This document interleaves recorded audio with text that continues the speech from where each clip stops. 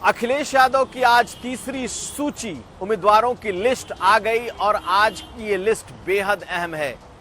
7 में से 6 उम्मीदवार समाजवादी पार्टी के हैं, लेकिन 6 में से 5 दलित उम्मीदवार हैं। और अखिलेश यादव ने आज तो सामान्य सीटों पर भी दलितों के चेहरे उतार दिए, यानी कि पहली बार अखिलेश यादव एक नया प्रयोग पश्चिम में कर रहे हैं। क्या है ये पूरी खबर, हम इसको समझेंगे। ये भी जानिए कि कैसे चंद्रशेखर आजाद रावण आज इंडिया गठबंधन से किनारे लग गए। अखिलेश यादव ने चंद्रशेखर आजाद रावण की दावेदारी की उस नगीना सीट पर किसे उतार दिया है, कौन है वो प्रत्याशी और कैसे अब आमने सामने होंगे दलित चेहरे के तौर पर चंद्रशेखर आजाद और अखिलेश यादव। इसके अलावा हम आपको ये बताएंगे कि बीएसपी कैसे अब अपना पीडीए तैयार कर रही है, यानी कि दलित और मुसलमान नहीं, बसपा का जोर इस बार ओबीसी यानी कि उसके मूल वोटर, पुराने वोटर, दलित, ओबीसी और मुसलमान सब होने जा रहे हैं। और आखिर में क्या शिवपाल यादव बदायूं लोगों का मूड भांपने गए थे? आखिर उन्होंने कोई जनसभा क्यों नहीं की? क्या अब भी बदायूं में उनके चुनाव लड़ने पर संशय बना हुआ है? ये तमाम खबरें आज का यूपी में। नमस्कार, मैं हूं कुमार अभिषेक, आप देख रहे हैं यूपी तक। हम हाजिर अपना न्यूज शो आज का यूपी लेकर। तो आज अखिलेश यादव ने जो कैंडिडेट की सूची जारी की है, आज हम उसका विश्लेषण करेंगे। उसमें 2 बातें अहम हैं। 7 उम्मीदवारों के नाम का आज समाजवादी पार्टी ने ऐलान किया है और उस 7 में से 6 समाजवादी पार्टी के हैं और 1 सीट पर उम्मीदवार का ऐलान नहीं है, पार्टी को दी गई है। जी हां, टीएमसी को यह सीट दी गई है और यह भदोही की सीट है। और यह तय मानिए कि यहां से ममता बनर्जी की पार्टी में शामिल हुए ललितेश पति त्रिपाठी यहां से उम्मीदवार होंगे। यानी कि ममता बनर्जी और अखिलेश यादव की जो केमिस्ट्री है वो उत्तर प्रदेश में भी दिखाई देगी। और जो कांग्रेस के बड़े नेता रहे पूर्वांचल के, उनके पोते ललितेश पति त्रिपाठी अब भदोही से ममता बनर्जी की टीएमसी के उम्मीदवार होने जा रहे हैं। ये हुई एक बात। और अब दूसरी बात भी सुन लीजिए। दूसरी बात ये कि अखिलेश यादव ने चंद्रशेखर आजाद रावण के लिए कोई जगह नहीं छोड़ी, उनकी सियासत के लिए नगीना में और मुश्किल खड़े कर दिए। काफी वक्त से चंद्रशेखर आजाद रावण लगातार इस बात को कह रहे थे कि वो नगीना से ही चुनाव लड़ेंगे और आज तो बाकायदा उन्होंने एक बड़ी जनसभा भी की, अपने समर्थकों को बुलाया। तकरीबन 5000 के आसपास उनके समर्थक जमा भी हुए। उन्होंने ऐलान भी किया, लेकिन जैसे ही उनकी सभा खत्म हुई, अखिलेश यादव की वो लिस्ट आ गई और उस लिस्ट में नगीना का नाम भी था और नगीना से अखिलेश यादव ने अपना उम्मीदवार उतार दिया है। मनोज कुमार, जो कि पूर्व एडीजे हैं, यानी कि जज रहे हैं, उनको अखिलेश यादव ने नगीना से अपना उम्मीदवार बना दिया।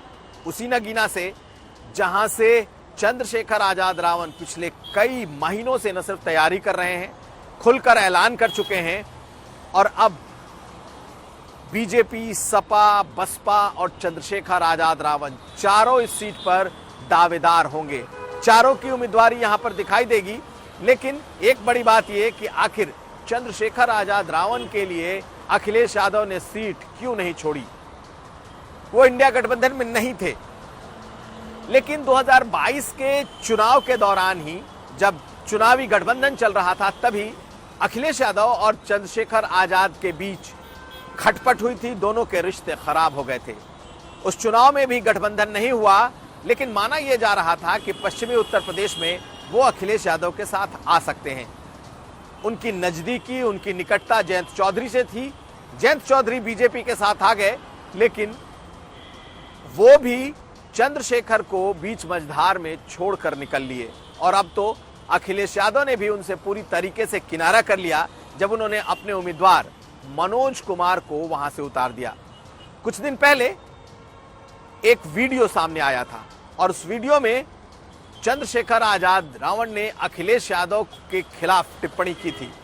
उन्होंने ये भांप लिया था कि अखिलेश यादव यहां से अपना उम्मीदवार उतार रहे हैं और तब उन्होंने एक बात कही थी और वो बात थी कि अखिलेश यादव का अगर बस चलता तो उन्हें पैदा ही नहीं होने देते। यानी कि वो किसी दलित नेता को उभरते ही नहीं देखना चाहते हैं। दरअसल चंद्रशेखर आजाद रावण और अखिलेश यादव की कटुता इतनी बढ़ चुकी है कि अब दोनों आमने सामने हैं। हालांकि अगर आप सोशल मीडिया पर देखें तो जो एक दलित साइकी है, माइंडसेट है, वो अखिलेश यादव के इस बात की आलोचना कर रहा है कि कम से कम एक सीट अखिलेश यादव को या तो चंद्रशेखर आजाद रावण को देनी चाहिए थी या कम से कम उनके लिए छोड़ देना चाहिए था। लेकिन इस बार अखिलेश यादव ने अपने करीबी मनोज कुमार को उतार दिया है और अब ये चुनाव बहुत ज्यादा इंटरेस्टिंग होने जा रहा है। खैर, ये तो हुई चंद्रशेखर और अखिलेश यादव के आपसी केमिस्ट्री की बात। ये चुनाव हमें बहुत ही मनोरंजक तरीके से दिखाई देगा जब यहां पर चुनावी जंग होगी। लेकिन आखिर अखिलेश यादव ने नया प्रयोग पश्चिम के लिए क्या किया है, हम आपको ये बताते हैं। तो पश्चिमी उत्तर प्रदेश, जी हां, वो इलाका जो समाजवादी पार्टी का सबसे कमजोर नस रही। इसलिए क्योंकि अखिलेश यादव या समाजवादी पार्टी का अपना कोई समीकरण पश्चिमी उत्तर प्रदेश में बहुत मजबूत कभी नहीं रहा। उसकी वजह यह रही कि वहां मुसलमान तो बड़ी तादाद में हैं, जो कि समाजवादी पार्टी के वोटर हैं, लेकिन वहां यादव उतनी बड़ी तादाद में नहीं है, या यूं कहें उनकी तादाद बहुत कम है, नगण्य है। ऐसे में अखिलेश यादव के पास मात्र एक वोट बैंक बचता था, वो था मुसलमान। और अब जबकि जयंत चौधरी अलग हो गए, आरएलडी ने एनडीए का दामन थाम लिया, तब अब अखिलेश यादव ने पश्चिमी उत्तर प्रदेश में एक नया प्रयोग किया है। और क्या है ये नया प्रयोग? तो ये नया प्रयोग है दलित मुस्लिम कॉम्बिनेशन।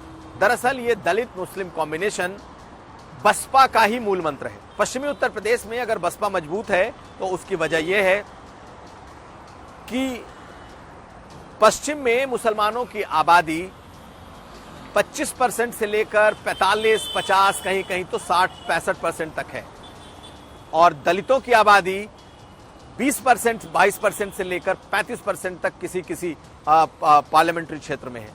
ऐसे में ये दलित और मुस्लिम कॉम्बिनेशन हमेशा से बसपा को मजबूत रखता रहा है।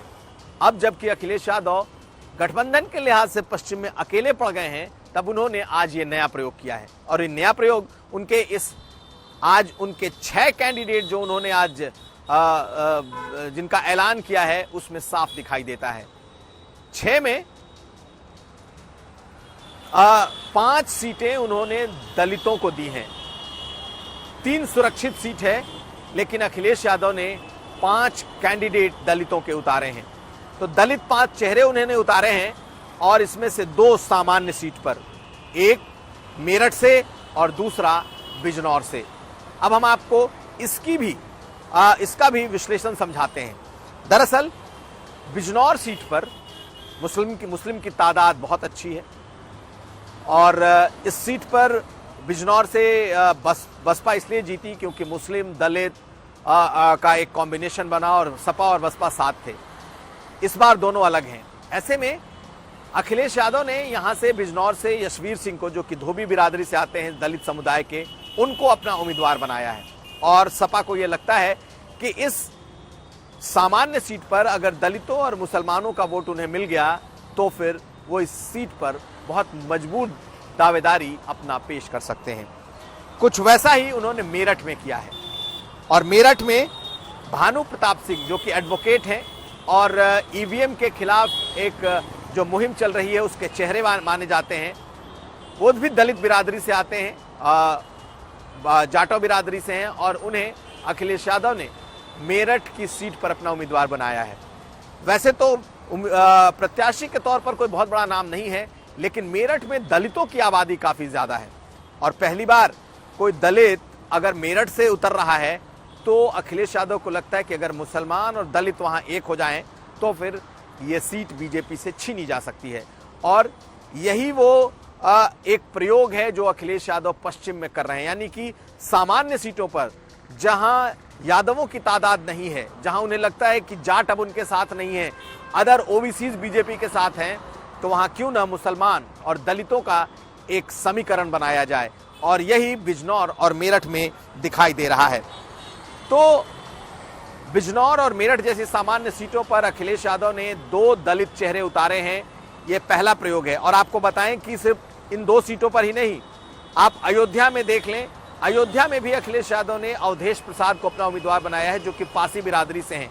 यह सामान्य सीट है और यहां से बीजेपी ने ठाकुर, बसपा ने ब्राह्मण और अखिलेश यादव ने पासी बिरादरी के उम्मीदवार को उतारा है। यानी कि अभी तक तकरीबन 38 उम्मीदवार अखिलेश यादव उतार चुके हैं और इन 38 उम्मीदवारों में 3 उम्मीदवार दलित बिरादरी से हैं और उन्होंने सामान्य सीटों पर उन्हें उतारा है। तो एक बड़ा पैराडाइम शिफ्ट दिखाई दे रहा है अखिलेश यादव की सोच में और एक नए तरीके से वो एक नए समीकरण को बनाना चाहते हैं कि उनके साथ उनका जो पीडीए है, यानी कि पिछड़ा, दलित और अल्पसंख्यक, वो बन जाए।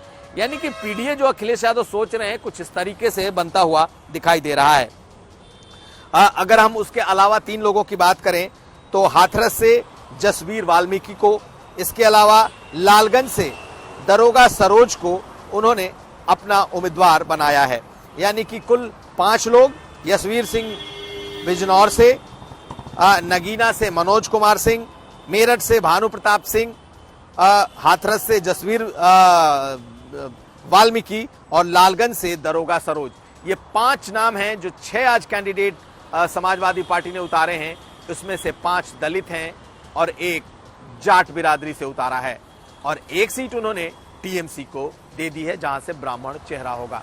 तो कुल मिलाकर पश्चिम उत्तर प्रदेश को लेकर एक नया प्रयोग, अखिलेश यादव का पीडीए कुछ इस तरीके से नए तरीके से प्रयोग में आता दिख रहा है। अब अगली खबर। एक तरफ अखिलेश यादव दलित मुस्लिम प्रयोग पश्चिमी उत्तर प्रदेश में कर रहे हैं, तो मायावती अपने पुराने फॉर्मूले पर लौट रही हैं। यानी कि दलित और मुस्लिम के साथ अब वो एक्सट्रीमली बैकवर्ड क्लास यानी कि ईबीसी, ओबीसी पर अपने दांव लगाने जा रही हैं। माना यह जा रहा है कि कांशीराम ने जिस तरीके से उन जातियों को अपने साथ जोड़ा था जो तादाद में कम हैं लेकिन ओबीसी के लिहाज से एक बड़ा ग्रुप बनाते हैं, दरअसल समाजवादी पार्टी बीएसपी उन जातियों को इस बार अच्छे खासे तादाद में सीटें देने जा रही है। पाल बिरादरी, मौर्य बिरादरी, शाक्य, राजभर, इस तरह की जो बिरादरियां हैं, इस बार बसपा के टिकट उन चेहरों को भी मिलेंगे, उन बिरादरियों को भी मिलेंगे, ऐसा बसपा का कहना है। अगर आप 8 सीटों के अभी उनके जो उन्होंने ऐलान किया है उसे देखेंगे तो 4 मुसलमान हैं, 2 उसमें से ब्राह्मण हैं। तो बसपा इस बार ब्राह्मण, मुसलमान के साथ साथ दलित, उनका अपना जो वोट बैंक है उस पर तो नजर होगी ही, लेकिन ओबीसी पर ज्यादा दांव लगा रही है।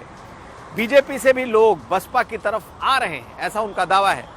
अयोध्या पाल, जो कि बहुत बड़े नेता रहे हैं पाल बिरादरी के, उन्हें बसपा ने अपनी तरफ तोड़ लिया है और मायावती से वो मिल चुके हैं। कहा यह जा रहा है कि फतेहपुर से अयोध्या पाल बीएसपी के उम्मीदवार होंगे। जिस तरीके से सच्चिदानंद पांडे को बीजेपी से तोड़ करके बसपा अयोध्या से लाकर लड़ा रही है, ऐसे ही पुराने ऐसे नाम जो कभी बसपा के पुराने नेता कार्यकर्ता हुआ करते थे, उन्हें एक बार फिर बसपा उन जगहों से टिकट देने जा रही है जो कि उनका मूल वोट बैंक हुआ करता था, यानी कि ईबीसी और ओबीसी। इसके अलावा अमेठी और रायबरेली में भी बसपा इस बार अपने कैंडिडेट उतारेगी। कहा यह जा रहा है कि एक जगह ब्राह्मण और एक जगह वो मौर्य बिरादरी के कैंडिडेट देने जा रही है। तो कांग्रेस के लिए भी कहीं ना कहीं ये चिंता की बात है कि जिस बीएसपी ने उन्हें समर्थन दिया था कैंडिडेट न देकर, इस बार अमेठी और रायबरेली में उनके कैंडिडेट उतरने जा रहे हैं। तो कांग्रेस के लिए भी कोई अच्छी खबर नहीं है, लेकिन बीएसपी अपने प्रयोग को बदल रही है। उसका कहना है कि जितनी जिसकी आबादी उसके हिसाब से उसकी भागीदारी। लोग बेशक कहें कि मुसलमान और दलितों पर वो ज्यादा फोकस करेगी, लेकिन बसपा के प्रदेश अध्यक्ष की माने तो उनका मानना है कि जिसकी जितनी आबादी है उस हिसाब से भागीदारी मिलेगी। मुसलमानों के 8 में 4 कैंडिडेट दिए गए हैं, लेकिन 16 से 18 और 20 तक ही मैक्सिमम उन्हें ये कैंडिडेट जाएंगे, उससे ज्यादा नहीं जाएंगे। और अब आखिर में शिवपाल यादव की बात। जी हां, शिवपाल यादव ने आज अपना 2 दिनों का दौरा पूरा कर लिया और वो बदायूं से वापस लौट गए। 2 दिनों तक उन्होंने खूब मीटिंग्स की, अच्छे बड़े काफिले के साथ पूरे बदायूं में घूमते रहे, कई नेताओं के घर, कार्यकर्ताओं से मिले, लेकिन एक भी उन्होंने चुनावी रैली जैसी कुछ नहीं की, ना तो उन्होंने कोई जनसभा को संबोधित किया। पत्रकारों से उन्होंने बात किया, ये जरूर कहा कि वो चुनाव लड़ेंगे क्योंकि पार्टी का फैसला है, लेकिन 2 दिनों तक शिवपाल यादव दरअसल लोगों का मूड टटोलते रहे। वो मूड भांपते रहे कि आखिर अगर वो चुनाव मैदान में आते हैं तो फिर लोगों का रुख क्या होगा। दरअसल उनकी ये यात्रा बदायूं के लोगों के मूड को भांपना था, बदायूं के कार्यकर्ताओं के मन को समझना था कि अगर वो चुनाव में उतर रहे हैं तो क्या कार्यकर्ता उसी तन मन धन के साथ उनके साथ उतरेंगे।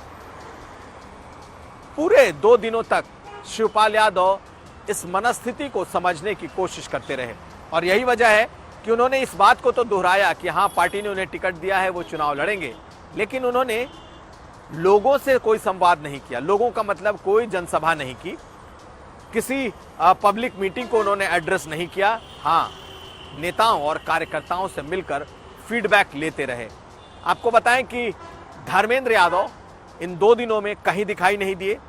उनके ज्यादातर बहुत ही जो कोर वर्कर्स हैं, जो सबसे करीबी उनके वर्कर्स हैं, वो भी नदारत रहे और यही मूड कहीं ना कहीं शिवपाल यादव को संशय में डाल रहा है कि अगर धर्मेंद्र यादव के लोगों ने तन और मन लगाकर उनके साथ कंधे से कंधा मिलाकर चुनाव में मदद नहीं की तो फिर इस चुनाव का क्या होगा। हालांकि धर्मेंद्र यादव का कहना है कि परिवार उनके लिए सर्वोपरि है। अगर परिवार ने फैसला कर लिया है कि वो शिवपाल यादव वहां से लड़ेंगे तो उनके पिता तुल्य हैं और वो उन्हें चुनाव भी लड़ाएंगे और जिताएंगे भी। लेकिन शिवपाल यादव मंजे मंजाए खिलाड़ी हैं सियासत के, उन्हें संगठन भी बहुत बेहतर समझ में आता है। ऐसे में ये 2 दिनों का दौरा उनका चुनावी दौरा नहीं था, बल्कि लोगों के मूड को भांपने का दौरा था। और इस मूड को भांपने के बाद अब शिवपाल यादव फैसला लेंगे कि क्या वो सचमुच इस चुनाव के लिए तैयार हैं या नहीं। ऊपर से और आधिकारिक तौर पर उन्होंने साफ कहा है कि वो चुनाव लड़ेंगे क्योंकि पार्टी का फैसला है, लेकिन अभी वो एक विचार जरूर करेंगे इस दौरे के बाद कि लोगों ने आखिर उनसे क्या कहा, लोगों ने उन्हें क्या फीडबैक दिया। और ये फीडबैक अब अखिलेश यादव को भी देंगे और उसके बाद ये फैसला होगा कि चाचा लड़ेंगे या फिर चाचा के भतीजे धर्मेंद्र। तो ये था आज का यूपी। हम कल फिर हाजिर होंगे। हमें दीजिए इजाजत। नमस्कार।